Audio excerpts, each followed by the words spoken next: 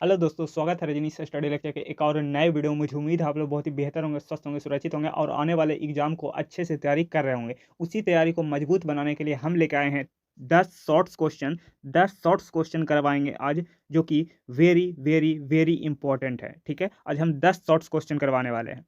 ठीक है, और इस बार हम साल भी लिख के आए हैं, जिससे कि आप अंदाज़ा लगा सकते हैं कि कितना ज़्यादा इंपॉर्टेंट है। ठीक है, तो हमारी बातों को पूरा गौर से सुनिएगा। लिखने का कोई ज़रूरत नहीं है, इसका पूरा पीडीएफ हमारे टेलीग्राम के चैनल पर दे दिया जाएगा और वहाँ से आप डाउनलोड कर लीजिएगा। उसका लिंक आपको डिस्क्रिप्शन बॉक्स में दे दिया गया है टेलीग्राम का। ठीक है, अब सिर्फ हमारे बातों को सुनते चलिएगा और याद करते चलिएगा। तो चलिए शुरू करते हैं। देखिए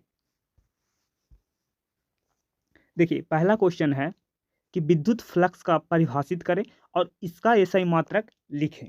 ठीक है, विद्युत फ्लक्स को परिभाषित करें और इसका एसआई मात्रक लिखें। ये पूछा गया है 2019 में और 2021 में, 2 साल लगातार पूछा गया है। ठीक है, 2019 में और 2021 में। ठीक है, तो पहले हम मोटी मोटी जानते हैं बात कि विद्युत फ्लक्स क्या होता है। तो देखिए, इस प्रकार से विद्युत क्षेत्र होता है। ठीक, और इसमें एक सतह रख दिया जाता है। ठीक है, तो इस सतह से होकर जितने भी विद्युत क्षेत्र रेखाएं गुजरेगी वो कहलाएगा विद्युत फ्लक्स। ठीक है, तो देखिए, इस सतह से होकर गुजरने वाली विद्युत क्षेत्र रेखाओं की संख्या क्या कहलाएगा? फ्लक्स कहलाएगा। ठीक है, तो देखिए, इस क्षेत्रफल का क्षेत्रफल सदिश किधर होगा? इस क्षेत्रफल का जो क्षेत्रफल सदिश होगा वो क्षेत्रफल के लंबवत होगा। तो इस प्रकार से होगा, ये हो जाएगा क्षेत्रफल सदिश ए वेक्टर। और इस प्रकार से तो विद्युत क्षेत्र है ही। ठीक है, विद्युत क्षेत्र इस प्रकार से है। ठीक, तो इसका फॉर्मूला क्या होता है? इसका फॉर्मूला होता है फाई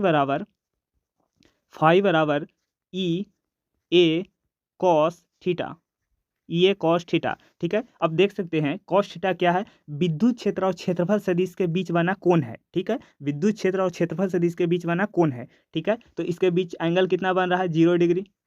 ठीक है, तो जैसे ही 0 रखिएगा तो कॉस 0 होता है 1, तो यहाँ पर ही 1 हो जाएगा और यहाँ पर मैक्सिमम मान आ जाएगा फाई का, ई इंटू ए आ जाएगा मैक्सिमम मान। ठीक है, तो यहाँ से देखिए परिभाषित किए हैं कि किसी विद्युत क्षेत्र में स्थित सतह से होकर गुजरने वाली विद्युत क्षेत्र रेखाओं का परिमाप क्या कहलाता है? विद्युत फ्लक्स कहलाता है। इसका फॉर्मूला होता है फाई बराबर E vector dot D A vector. Dot आ गया मतलब कॉस आएगा, तो फाई बराबर हो जाएगा, परिमाण लिखिएगा तो ये हो जाएगा ई ए कॉस थीटा।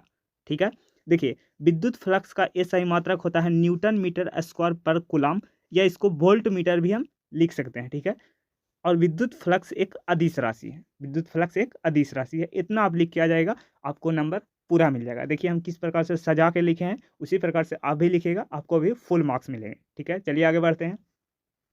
और वीडियो पसंद आए तो वीडियो को लाइक, चैनल को सब्सक्राइब और शेयर जरूर करते चलिएगा, बहुत मेहनत लगता है। चलिए आगे बढ़ते हैं। देखिए अगला प्रश्न है कि लॉरेंज बल क्या है? लॉरेंज बल क्या है? देखिए, ये कोई हमारा आवेश है। ठीक है, ये हमारा कोई आवेश है। ठीक, और इसको हमने चुंबकीय क्षेत्र में भेज दिया है इस प्रकार से। ठीक है, और ये जो आवेश है वो v वेग से गति कर रहा है। ठीक है, अब जानते हैं कि अगर कोई आवेश v वेग से गति करता है तो वो विद्युत क्षेत्र भी उत्पन्न करता है और चुंबकीय क्षेत्र भी उत्पन्न करता है। ठीक है, तो इसी को भेज दिए हैं, तो ये चुंबकीय क्षेत्र इस आवेश पर क्या करेगा? एक बल लगा। इसी बल को कहते हैं लॉरेंज बल। पढ़िए, जब किसी आवेश को गति के साथ चुंबकीय क्षेत्र में भेजा जाता है तब इस पर एक बल कार्य करता है, जिसे लॉरेंज बल कहते हैं, जिसका फॉर्मूला होता है एफ बराबर Q into V vector cross V vector. ठीक है, V vector cross V vector. यहाँ से आप लिख सकते हैं कि एफ बराबर Q V B sine theta, cross है तो साइन आएगा, साइन थीटा। इस प्रकार से आप लिख सकते हैं केवल परिमाण के रूप में। ठीक बात है, चलिए आगे बढ़ते हैं अगला प्रश्न की ओर। और ये क्वेश्चन पूछा गया था 2019 में और 2022 में। चलिए अगला प्रश्न देखिए। तीसरा प्रश्न कह रहा है कि संट क्या है? इसके दो उपयोग लिखें। यह पूछा गया है 2015 में और 2019 में। संट क्या है और इसके दो उपयोग लिखें। संट क्या है जो समझिए। देखिए, ये है चालक तार और इससे हम एक लगा दिए गैल्वेनोमीटर। ठीक है, इस प्रकार से। ठीक है, और इसके समानांतर क्रम में क्या लगा दिए? एक संट जोड़ दिए इस प्रकार से। ये है संट। ठीक है, संट क्या करता है कि एक चालक का भाग है जो कि कम प्रतिरोध का होता है और ये समानांतर क्रम में जुड़ता है। ठीक है, तो देखिए पढ़िए, संट क्या है? संट एक कम प्रतिरोध वाला चालक का भाग है जो परिपथ के समानांतर क्रम में जुड़कर धारा को नियंत्रित करता है और संट कहलाता है। देखिए, इसे एस से सूचित करते हैं। ठीक है, और इसका फॉर्मूला भी होता है आई जी बराबर एस इंटू आई बटा G+S, ये इसका फॉर्मूला होता है। ठीक है, इसका उपयोग भी जान लेते हैं। देखिए ये है इसका उपयोग, संट का उपयोग। देखिए संट का उपयोग हम निम्नलिखित उपयोग देख सकते हैं इसका। देखिए पहला है धारा को नियंत्रित करने में, संट का उपयोग धारा नियंत्रित में किया जाता है। दूसरा बात कि संट यह परिपथ के प्रतिरोध को घटाता है। संट जो है जो पूरे परिपथ के प्रतिरोध को क्या कर देता है, घटा देता है। और जो संट का तीसरा उपयोग है वो गैल्वेनोमीटर को अमीटर बनाने में। कोई भी गैल्वेनोमीटर है उसको अमीटर बनाने के लिए हमको संट की जरूरत पड़ती है। ठीक है, चलिए आगे बढ़ते हैं। अगला प्रश्न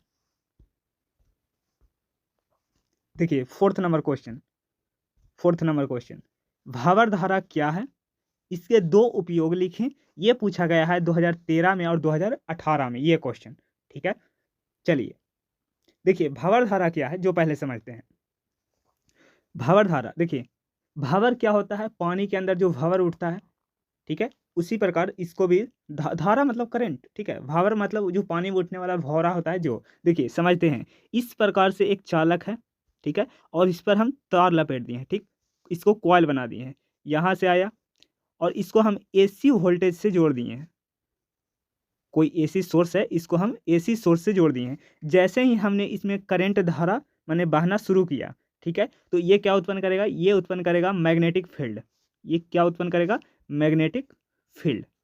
ठीक है, और ये मैग्नेटिक फील्ड घटता बढ़ता रहेगा क्योंकि हमने कौन सा स्रोत से जोड़ दिया है, एसी स्रोत से जोड़ दिया है। एसी स्रोत के कारण क्या होगा, मैग्नेटिक फील्ड घटता बढ़ता रहेगा। ठीक है, इस कॉइल के चारों तरफ हमने तार लगा दिया। ठीक है, तो ये क्या करेगा कि इसमें मैग्नेटिक फील्ड क्या करेगा, धारा उत्पन्न कर देगा इस तार में। ठीक है, और इस तार में हम क्या कर दिए, एक चालक का टुकड़ा रख दिए यहाँ पर ही, तो इसमें सर्किल का जैसा एक धारा बहने लगा। ठीक है, सर्किल में धारा बहने लगा, तो इसी सर्किल में धारा बहने को ही क्या कहते हैं, भावर धारा कहते हैं, एडी करंट कहते हैं। पढ़िए, जब परिवर्ती चुंबकीय क्षेत्र में चालक के टुकड़े को रखा जाता है तब इसके संपूर्ण आयतन में प्रेरित धारा बहने लगती है, जिसे भावर धारा या फोको धारा भी कहते हैं। इसको याद कीजिएगा कि इसको फोको धारा भी कहते हैं। भावर धारा को सन 1851 में फोको, यहाँ पर ही फोको होगा, फोको नामक वैज्ञानिक ने खोज किया था। ठीक है, इसके निम्नलिखित उपयोग हैं। पहला उपयोग है प्रेरण मोटर में, दूसरा उपयोग है इलेक्ट्रिक बाइक में, तीसरा उपयोग है गैल्वेनोमीटर में। ठीक है, हम तीन उपयोग इसलिए लिख के लाए हैं, इसमें कह रहा है दो उपयोग लिखने के लिए, लेकिन तीन उपयोग लिख के लाए हैं कि अगर कोई ना भी याद हो तो तीसरा आपको याद आ जाएगा। ठीक है, तो अगर वीडियो पसंद आ रहा है तो वीडियो को लाइक, चैनल को सब्सक्राइब करते चलिएगा और बेल आइकन को प्रेस करें ताकि डेली अपडेट मिलते रहेगा। चलिए आगे आगे बढ़ते हैं। चलिए 5वां नंबर क्वेश्चन देखिए, 5वां नंबर क्वेश्चन, प्रेरण प्रतिघात से आप क्या समझते हैं, प्रेरण प्रतिघात से आप क्या समझते हैं, ये पूछा गया है 2014 में और 2020 में। 2014 में और 2020 में प्रेरण प्रतिघात। देखिए प्रेरण प्रतिघात क्या होता है कि इसको परिपथ में क्या करते हैं हम लोग, इस प्रकार से प्रेरण प्रतिघात को जोड़ देते हैं और इसको एसी वोल्ट से जोड़ देते हैं। इसी को कहते हैं प्रेरण प्रतिघात। पढ़िए, प्रेरण प्रतिघात प्रेरण कुंडली का वह गुण है जिसके कारण वह प्रतिवर्ती धारा में होने वाले परिवर्तन को विरोध करती है।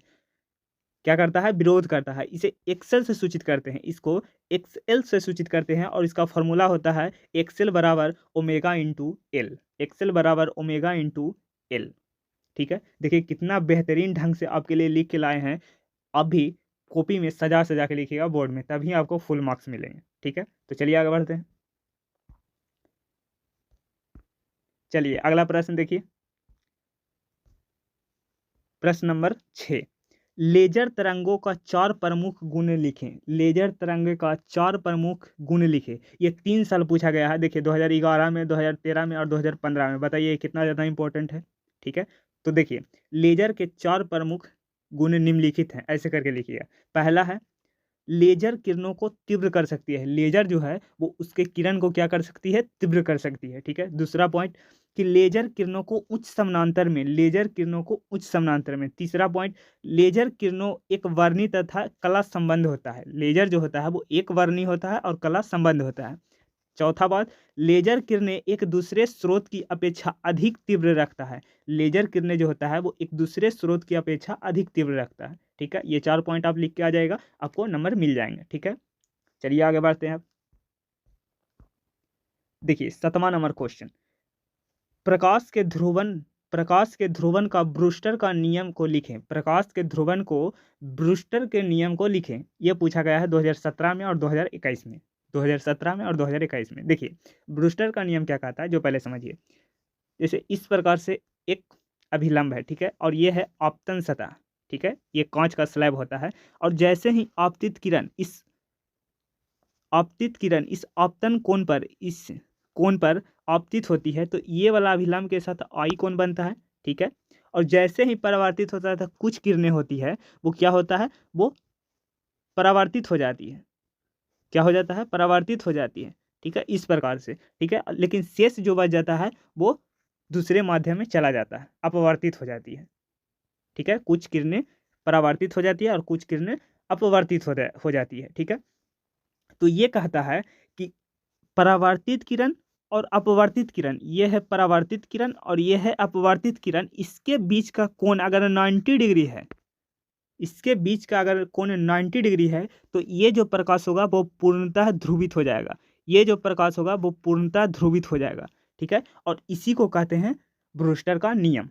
इसी को क्या कहते हैं, ब्रूस्टर का नियम, ठीक है। अब कहेगा ध्रुवित प्रकाश क्या है। ध्रुवित प्रकाश जो होता है वो केवल दो ही दिशा में कंपन करता है, और जो अध्रुवित प्रकाश होता है वो सगरो मतलब इस प्रकार से कंपन करता है, ठीक है, इधर भी कंपन करेगा, इधर भी कंपन करेगा, इधर भी कंपन करेगा, इधर भी कंपन करेगा। लेकिन जो ध्रुवित प्रकाश होगा वो दो ही दिशा में कंपन करेगा, या तो ऐसे कंपन करे या तो ऐसे कंपन करे, ठीक है, दो ही दिशा में कंपन करेगा। चलिए पढ़ते हैं स्टेटमेंट को। देखिए जब कोई अध्रुवित प्रकाश ध्रुवन कोण के साथ किसी पारदर्शी तल पर आपतित होती है तब इसका कुछ अंश पूर्णतः ध्रुवित प्रकाश के रूप में परावर्तित हो जाती है और शेष प्रकाश अंशतः ध्रुवित प्रकाश के रूप में अपवर्तित हो जाती है, जिसमें परावर्तित और अपवर्तित प्रकाश के बीच का कोण समकोण होता है। ये ब्रूस्टर नियम कहलाता है, ठीक है, और ब्रूस्टर नियम n बराबर tan IP ये यहाँ से आता है निकल करके, ठीक है, तो इसको भी आप याद रखिएगा, ये 2 साल पूछा गया था, ठीक है। चलिए आगे बढ़ते हैं। चलिए 8वां नंबर प्रश्न देखिए, पोलराइड क्या है, इसके दो उपयोग लिखिए। पोलराइड क्या है, इसके दो उपयोग लिखिए। ये पूछा गया था 2009 में और 2012 में, ठीक है। पोलराइड क्या है, इसके दो उपयोग लिखें। देखिए पोलराइड क्या है। पोलराइड एक ऐसी युक्ति है जो अध्रुवित प्रकाश को पूर्णतः ध्रुवित बनाती है। जो अध्रुवित प्रकाश होता है वो क्या करता है, इसको पूर्णतः क्या कर देता है, ध्रुवित कर देता है, वही क्या कहलाता है, पोलराइड कहलाता है। पोलराइड के उपयोग निम्नलिखित है। पहला, इसको उपयोग करते हैं फोटोग्राफी में। दूसरा उपयोग करते हैं ट्रेन या वायुयान में प्रकाश की तीव्रता को नियंत्रित करने में। और तीसरा उपयोग करते हैं चश्मा में, ठीक है, पोलराइड का उपयोग चश्मा में भी करते हैं, ठीक है। चलिए आगे बढ़ते हैं, याद करते चलिएगा और कमेंट करिएगा कि ये वीडियो कैसा लगा, ठीक है, और भी आगे वीडियो आने वाला है। चलिए अगला प्रश्न है, एन टाइप और पी टाइप अर्धचालक में भेद स्पष्ट करें। एन टाइप और पी टाइप अर्धचालक में भेद स्पष्ट करें। ये पूछा गया है 2013 और 2015 में क्वेश्चन, ठीक है। देखिए पहले समझते हैं कि एन टाइप और पी टाइप क्या होता है। देखिए पहला भेद कहता है, जब शुद्ध अर्धचालक में पंच संयोजित तत्व को मिला दिया जाता है तो इस प्रकार बना अर्धचालक को एन टाइप अर्धचालक कहते हैं, ठीक है। जब शुद्ध अर्धचालक में पंच संयोजित तत्व को मिला दिया जाता है तो इस प्रकार का बना को एन टाइप अर्धचालक कहते हैं, ठीक। और पी टाइप अर्धचालक क्या होता है कि जब शुद्ध अर्धचालक में त्रिसंयोजित तत्व मिला दिया जाता है तो इस प्रकार बना अर्धचालक को पी टाइप अर्धचालक कहते हैं। अगर एन टाइप का है तो इसमें पंच संयोजित तत्व मिला दिया जाता है, और पी टाइप का है तो इसमें त्रिसंयोजित तत्व मिला दिया जाता है, ठीक है। अगला भेद, इसमें आवेश वाहक के रूप में मुक्त इलेक्ट्रॉन होता है। इसमें आवेश वाहक के रूप में मुक्त इलेक्ट्रॉन होता है, जबकि पी टाइप में क्या होता है, मुक्त आवेश के रूप में, आवेश वाहक के रूप में कोटर होता है, होल होता है, ठीक है। इसे दाता अर्धचालक भी कहते हैं। एन टाइप अर्धचालक को दाता अर्धचालक भी कहते हैं और पी टाइप अर्धचालक को ग्राही अर्धचालक कहते हैं। क्या कहते हैं, एन टाइप को दाता अर्धचालक और पी टाइप को ग्राही अर्धचालक। ये है कुछ अंतर, ठीक है। ये 2 साल क्वेश्चन पूछा गया है, अच्छे से याद कर लीजिएगा। चलिए आगे चलते हैं। अगला प्रश्न देखिए, लास्ट प्रश्न है क्वेश्चन नंबर 10। और गेट क्या है, इसके संकेत एवं ट्रूथ टेबल दे। देखिए भैया, लॉजिक गेट तो आप पढ़ के ही जाइएगा, क्योंकि इससे ऑब्जेक्टिव में भी क्वेश्चन बनता है और सब्जेक्टिव में भी क्वेश्चन बनता है। तो इसमें से एक प्रश्न जरूर आता है, या तो और गेट आए, चाहे नैंड गेट आए, चाहे एंड गेट आए, चाहे नॉर गेट आए, ठीक है। तो ये प्रश्न पूछा है कि और गेट क्या है, इसके संकेत एवं ट्रूथ टेबल दें। देखिए, इसमें साल नहीं लिखे हैं, परंतु ये पूछा गया है, ठीक है। देखिए, वैसा लॉजिक गेट जिसमें दो इनपुट संकेतों का योगफल सक्रिय के रूप में निर्गत संकेत देता है, मतलब आउटपुट देता है, ठीक है। इन दोनों का योग करके क्या करता है, आउटपुट देता है। ये है इसका संकेत, इस प्रकार से बना होता है, ठीक है। इस प्रकार से दो इनपुट हो गया और एक आउटपुट हो गया, y बराबर a प्लस बी होता है, ठीक है। अब देखते हैं इसका ट्रूथ टेबल। देखिए, ये है इसका ट्रूथ टेबल, इसका और गेट का, ठीक है। देखिए, इस प्रकार से होता है, ये हो गया a, ये हो गया b, इनपुट हो गया 2 गो और आउटपुट हो गया 1 गो, ये हो जाएगा y, ठीक है। और इसका जो अथी होता है बुलियक व्यंजक, वो क्या होता है, a प्लस बी बराबर y। देखिए, पहले क्या करेंगे कि यहाँ पर ही 0 दीजिए, ठीक है, यहाँ पर ही 0 दिए और b में भी 0 दिए। तो देखिए, ये क्या है, और गेट है, तो 0 प्लस 0 क्या होगा, 0 हो जाएगा, तो ये हो जाएगा 0, ठीक है। फिर यहाँ पर ही दिए 1, फिर यहाँ पर ही दिए 0, एक बार 1 दिए, एक बार 0 दिए, तो ये हो जाएगा 1, ठीक है। फिर एक बार क्या दिए, एक बार ऊपर 0 दिए और एक बार नीचे 1 दिए, ठीक है, तो ये हो जाएगा 1। एक बार दोनों में 1 1 दिए, तो ये हो जाएगा 1, ठीक है। इस प्रकार से आपको बनाना है, ठीक है। तो उम्मीद करता हूँ कि ये वीडियो आपको पसंद आया होगा। अगर वीडियो पसंद आए तो वीडियो को लाइक, चैनल को सब्सक्राइब और अपने दोस्तों के यहाँ शेयर कर दीजिए, ताकि वो भी इस वीडियो का लाभ उठा सके, और बेल आइकन को प्रेस कर दीजिए ताकि डेली अपडेट मिलता रहे। ठीक बात है, आपके लिए बहुत मेहनत से ये स्लाइड बना के लाए हैं, ठीक है। अगर वीडियो पसंद आए तो प्लीज़ लाइक करते चलिए, कमेंट करिए कि लॉन्ग क्वेश्चन का सोल्यूशन चाहिए क्या, उसको भी हम वीडियो बना करके दे देंगे, ठीक है। तो चलिए, मिलते हैं अगले वीडियो में। बाय बाय, टेक केयर, जय हिंद।